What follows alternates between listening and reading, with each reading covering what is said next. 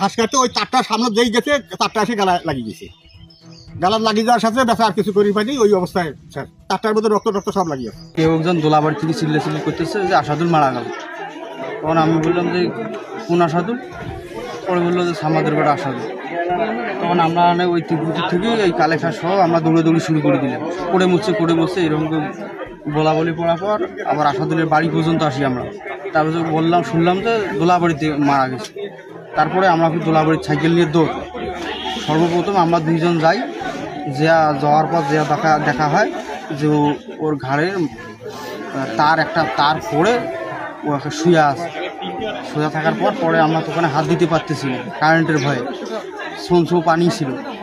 তারপর মনে করেন যে আলিফ ভিয়াকে বলার পর আলিফ ভিয়া আবার তাড়াতাড়ি আলিফ অফিসে ফোন দেওয়ার পর অফিস থেকে এনে কারেন্ট লাইন বন্ধ করে দেওয়ার পরে আমরা প্রায় আমার এক ভাষা শহীদুল, প্রীতম, করিম, রাজল, তারপর সে কালেখা, আমরা এই কয়েকজন মিলিয়া তারটাকে সরাইয়া ওকে আমরা ঘাড়ে উঠে নিয়ে রাস্তা পর্যন্ত আমরা নিয়ে আসি, তার বাড়ি পর্যন্ত। এখনই ডাকলে কিন্তু ফিটের অফ করে দেন, এখানে একজন কারেন্টে বডি হয়েছে। পরে যখন বন্ধ করে দিল তখন আমরা যে সবাই মিলিয়ে তুলি দেখি তার আগে হয়তো মারা গেছে। তিনোটা নেকের তার আবার বাঁচি থাকার কথা, একজন শর্ট গেছে তাকে শর্ট করছে। লালমনিরহাটের হাতীবান্ধায় ঘাস কাটতে গিয়ে বৈদ্যুতিক তারে জড়িয়ে বিদ্যুৎপৃষ্ট হয়ে আসাদুল ইসলাম বয়স 42 নামের এক কৃষকের মৃত্যু হয়েছে। আজ রবিবার 13 এপ্রিল দুপুরে উপজেলার গোতামারি ইউনিয়নের খরপদোলা এলাকায় এই দুর্ঘটনাটি ঘটে। নিহত আসাদুল উপজেলার গোতামারি ইউনিয়নের উত্তর গোতামারি এলাকার মৃত সামাদ উদ্দিনের ছেলে। স্থানীয়রা এই বিষয়ে গণমাধ্যম কর্মীদের জানান, রবিবার সকালে আসাদুল ইসলাম বাড়ির পাশে ভারতীয় সীমান্ত ঘেঁষা খরপদোলায় ঘাস কাটতে যান। সেখানে আগে থেকেই পানি সেচের জন্য বৈদ্যুতিক মোটরের সংযোগের বৈদ্যুতিক লাইনের বাঁশের খুঁটি ভেঙে ঝুলেছিল।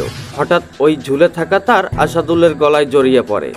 এতে ঘটনাস্থলেই তার মৃত্যু হয়। পরে দুপুরের দিকে স্থানীয়রা খবর পেয়ে তার মৃতদেহ উদ্ধার করে বাড়ি নিয়ে যায়।